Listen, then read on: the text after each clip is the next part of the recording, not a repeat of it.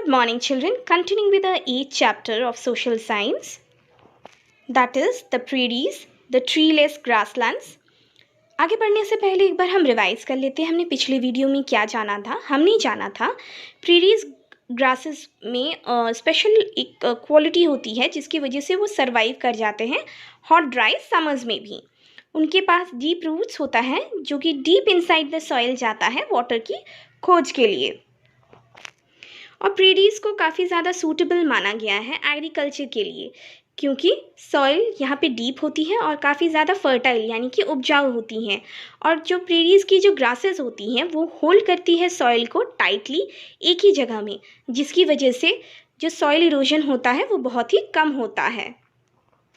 Wild life में हमने ये जाना कि जो एनिमल्स हैं उन्होंने भी अपने आप को एडजस्ट कर लिया है विंडी इन्वायरमेंट के साथ, जहाँ पे बहुत ही कम ट्रीज़ होती हैं। विंडी इन्वायरमेंट यानी कि जहाँ पे बहुत तेज़ हवाएं चलती हैं या ज़्यादा हवाएं चलती हैं। और उन्होंने साथ ही साथ एडजस्ट किया है जो टेम्परेचर की जो डिफरेंसेस हैं, जैसे कि बहुत ज़्यादा ठंड होती है विंटर में और हीट भी होती है समर्स में, तो इन डिफरेंसेस को एनिमल्स ने एडजस्ट किया है। और जो एनिमल्स वहाँ पे पाए जाते हैं वो हैं dogs, foxes, black footed ferret, rattlesnakes etcetera. Natural resources में हमने जाना कि प्रेरीज में काफ़ी रिजर्व्स हैं पेट्रोलियम और नेचुरल गैसेस के, और इसी की वजह से काफ़ी ज़्यादा ऑयल रिफाइनरीज़ हैं इस रीजन में। और कोल को भी निकाला जाता है काफ़ी लार्ज यानी कि ज़्यादा संख्या में। और क्योंकि ये रीजन काफ़ी ज़्यादा विंडी है इसी की वजह से विंड मिल्स का भी इस्तेमाल किया जाता है जो कि major source of wind power हैं यूएस में। अब हम जानेंगे इकोनॉमी के बारे में। जो मेन ऑक्यूपेशन है इस रीजन की वो है farming. Wheat, barley, corn, oats, cotton, मेज ये सारे ग्रो किए जाते हैं काफ़ी ज़्यादा मात्रा में। और यहाँ पे काफ़ी लार्ज वीट फार्म्स हैं इस रीजन में। और क्योंकि यहाँ पे लार्ज वीट होती है प्रोडक्शन में यानी कि ज़्यादा यहाँ पे वीट की प्रोडक्शन होती है, तो ये रीजन को कहा जाता है wheat bowl of the world. और इसी जगह से वीट को भी एक्सपोर्ट किया जाता है कई और कंट्रीज़ में, यानी कि दूसरी कंट्रीज़ में भेजा जाता है वीट को। और जो वेस्टर्न पार्ट होती है प्रेरीज की वो हिली होती है यानी कि वो हिली एरियाज़ है और लेस फर्टाइल है यानी कि कम उपजाऊ हैं। और इन वास्ट एरियाज़ ऑफ लैंड में लोग क्या करते हैं, कैटल और हॉर्सेस को रेज़ करते हैं यानी कि कैटल एंड हॉर्सेस का पालन पोषण करते हैं। प्रेरीज में काफ़ी बड़ा कमर्शियल फार्म्स हैं या फिर रैंचेस यानी कि लार्ज फार्म्स हैं। और इन्हीं रैंचेस में एनिमल्स को रियर किया जाता है यानी कि पालन पोषण किया जाता है उनके मिल्क या फिर मिल्क प्रोडक्ट्स के लिए। यहाँ पे कुछ फैक्ट्स दिए हुए हैं काउबॉय के ऊपर। काउबॉय कल्चर बहुत ही इंपॉर्टेंट फीचर है रैंचेस का यानी कि लार्ज फार्म्स का। काउबॉयज़ बहुत ही इंपॉर्टेंट रोल प्ले करते हैं प्रेरीज में। वो रिस्पॉन्सिबल है या उन पे रिस्पॉन्सिबिलिटी होती है कैटल्स की पालन पोषण की, और वो हॉर्स के ऊपर बैठकर वो शिप और कैटल की पालन पोषण किया करते हैं। काउस का पालन पोषण किया जाता है बीफ के लिए जो कि भेजा जाता है कई सारे यूरोपियन कंट्रीज़ में। और शिकागो इम्पॉर्टेंट सेंटर है स्लॉटरिंग ऑफ एनिमल्स के लिए यानी कि एनिमल्स को मीट के रूप में कन्वर्ट करने के लिए शिकागो इम्पॉर्टेंट कैपिटल है। और कई सारे फार्म्स का भी इन्वॉल्वमेंट है डेयरी प्रोडक्ट्स के लिए। और कुछ फार्म्स हाईली मैकेनाइज्ड हैं यानी कि मशीन्स का इस्तेमाल काफ़ी ज़्यादा किया जाता है। और वहाँ पे काफ़ी बड़ी बड़ी मशीन्स हैं काउज से मिल्क एक्सट्रैक्ट करने के लिए। और डेयरी प्रोडक्ट्स का रेगुलरली एक्सपोर्ट यानी कि दूसरी जगहों में भेजा जाता है यानी कि पूरे वर्ल्ड में भेजा जाता है। एग्रीकल्चर को किया जाता है मॉडर्न तरीके से। काफ़ी बड़ी मशीनें जैसे कि कंबाइन हार्वेस्टर्स का इस्तेमाल किया जाता है मिट्टी को या फिर बीजों को बोने के लिए, उनको फार्मिंग करने के लिए, थ्रेशिंग के लिए। थ्रेशिंग वो प्रोसेस होता है जिसके माध्यम से एक्चुअल जो मेन क्रॉप है उनमें से बाकी सीड्स या फिर क्रॉप्स को अलग करना। विनोइंग भी इज़ द सिमिलर प्रोसेस, जहाँ पे सीड्स या फिर बाकी क्रॉप्स को मेन क्रॉप से अलग करना। और पैकिंग ऑफ फूड ग्रेन्स भी किया जाता है।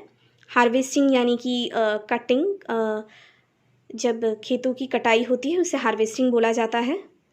और जो नेम है कंबाइंड हार्वेस्टर, उसे पाया गया है इस फैक्ट से कि जहाँ पे अलग अलग ऑपरेशन जैसे जो इन्वॉल्व होते हैं हार्वेस्टिंग में, यानी कि फसलों की कटाई में, जैसे कि थ्रेशिंग, रीपिंग एंड विनोइंग, ये सारे एक ही प्रोसेस में कन्वर्टेड हो जाते हैं। और मॉडर्न जो कंबाइंड हार्वेस्टर्स होते हैं वो सारी जो एक्टिविटीज़ होती है फार्मिंग की वो ऑटोमेटिकली कर लेते हैं, और फार्मर को सिंपली इनको ले जाना पड़ता है फील्ड में जहाँ पे क्रॉप्स की ग्रोथ हुई है, वहाँ पे कट करके और क्लीन करके वो खुद ब खुद ग्रेन्स को एक ही जगह में कलेक्ट कर लेते हैं रोटेशन ऑफ ब्लेड्स की मदद से, व्हील्स की मदद से। और ग्रेन कलेक्ट हो जाता है एक टैंक में जो कि इनसाइड होता है हार्वेस्टर के। सीव्स का मतलब होता है फ़िल्टर करना। फूड ग्रेन्स को फिर स्टोर किया जाता है with the help of machines एक बड़े से स्टोरेज टावर में, जिसे कहा जाता है सीलियर्स। एक सीलियर एक टावर होता है फार्म में जिसका इस्तेमाल किया जाता है ग्रेन्स को स्टोर करने के लिए। और क्योंकि मशीन्स का इस्तेमाल ज़्यादा होता है फार्मिंग की एक्टिविटीज़ में, जो कि रिप्लेस कर दिया है, यानी कि मैनुअल लेबर्स यानी कि इंसानों से भी ज़्यादा मशीन्स का इस्तेमाल किया जाता है फार्मिंग की एक्टिविटीज़ में।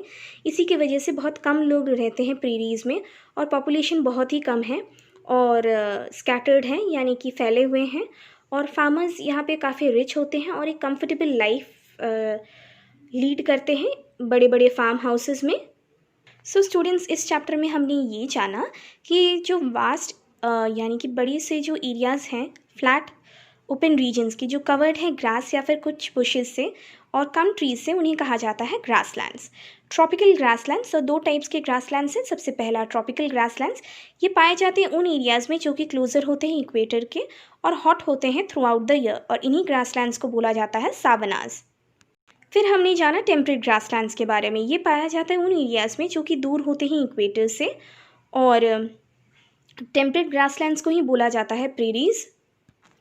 प्रेरीज़ जो कि ग्रासलैंड्स हैं नॉर्थ अमेरिका के, वो फ्लैट होते हैं और फर्टाइल लैंड्स होते हैं, यानी कि उपजाऊ लैंड्स होते हैं जो कि ज़्यादा से ज़्यादा ग्रासेस से होते हैं, और वो एक्सटेंड करते हैं from Texas in USA to southern Saskatchewan in Canada. और जो इम्पोर्टेंट सिटीज़ हैं इस रीजन में वो हैं Chicago, Minneapolis, Colorado, Texas and Dallas.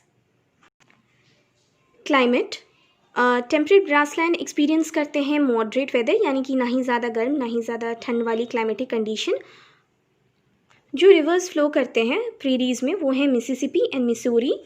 और वेजिटेशन में हमने जाना था कि प्रेरीज़ के ग्रासेस ग्रो करते हैं काफ़ी ज़्यादा टॉल उन एरियाज़ में जहाँ पे ज़्यादा मॉइस्चर होता है, और उन एरियाज़ में जहाँ पे कम रेनफॉल होती है ग्रासेस वहाँ पे शॉर्ट होती हैं, और कुछ एरियाज़ में मिक्स ग्रासेस ग्रो होती है, यानी कि कुछ टॉल एंड कुछ शॉर्ट। फिर हमने जाना कि प्रेरीज़ ग्रासेस में स्पेशल क्वालिटी होती है जिसकी वजह से वो सर्वाइव कर जाते हैं हॉट ड्राई समर्स को, और ग्रासेस के पास डीप रूट्स होती है जिसकी वजह से वो डीप डाउन द सॉइल जा पाते हैं वाटर की खोज में। प्रेरीज़ को काफ़ी ज़्यादा सूटेबल माना गया है एग्रीकल्चर के लिए, बिकॉज सॉइल यहाँ पे काफ़ी ज़्यादा डीप और फर्टाइल यानी कि उपजाऊ होती है, और प्रेरीज़ की जो ग्रासेस होती हैं वो सॉइल को टाइटली होल्ड करती है एक ही जगह में, जिसकी वजह से कम सॉइल इरोजन होता है। वाइल्ड लाइफ में हमने ये जाना कि dogs, foxes, black footed ferret, rattlesnakes, ये कुछ एनिमल्स हैं जो पाए जाते हैं इस रीजन में। नेचुरल रिसोर्सेज में हमने ये जाना कि प्रेरीज़ में काफ़ी ज़्यादा सोर्सेज हैं पेट्रोलियम और नेचुरल गैसेस के, और इसी की वजह से काफ़ी ज़्यादा ऑयल रिफाइनरीज़ हैं इस रीजन में, और कोल को भी ज़्यादा मात्रा में निकाला जाता है। इकोनॉमी में हमने ये जाना कि जो मेन ऑक्यूपेशन है इस रीजन की वो फार्मिंग है। Wheat, barley, corn, oats, cotton and मेज़ को ग्रो किया जाता है काफ़ी ज़्यादा मात्रा में, और काफ़ी लार्ज वीट फार्म्स हैं इस रीजन में। इसी की वजह से इस रीजन की वजह से लार्ज वीट प्रोडक्शन होती है, और इस रीजन को कहा जाता है wheat bowl of the world. Agriculture को मॉडर्न टेक्निक्स को फॉलो करते हुए फॉलो किया जाता है। ह्यूज मशीन्स जैसे कि कंबाइन हार्वेस्टर्स का इस्तेमाल किया जाता है सीड्स को सो करने के लिए, यानी कि बोने के लिए, कटाई के लिए, या फिर पैकिंग ऑफ फूड ग्रेन्स के लिए, यानी कि सीड्स को बोने के लिए मिट्टी में, कटाई के लिए या फिर पैकिंग ऑफ फूड ग्रेन्स के लिए कंबाइन हार्वेस्टर्स का इस्तेमाल किया जाता है। फूड ग्रेन्स को फिर स्टोर किया जाता है मशीन्स की मदद से एक बड़े से स्टोरेज टावर में, जिसे कहा जाता है सिलियोस। क्योंकि प्रेरीज में मशीन्स का इस्तेमाल ज़्यादा किया जाता है फार्मिंग में, तो इसी की वजह से बहुत कम लोग रहते हैं प्रेरीज में और पॉपुलेशन काफ़ी लो है, और फार्मर्स यहाँ पे रिच हैं और बहुत ही कंफर्टेबली रहते हैं बड़े से फार्म हाउसेस में। So students, this is the end for this chapter. Please go through this video. Thank you.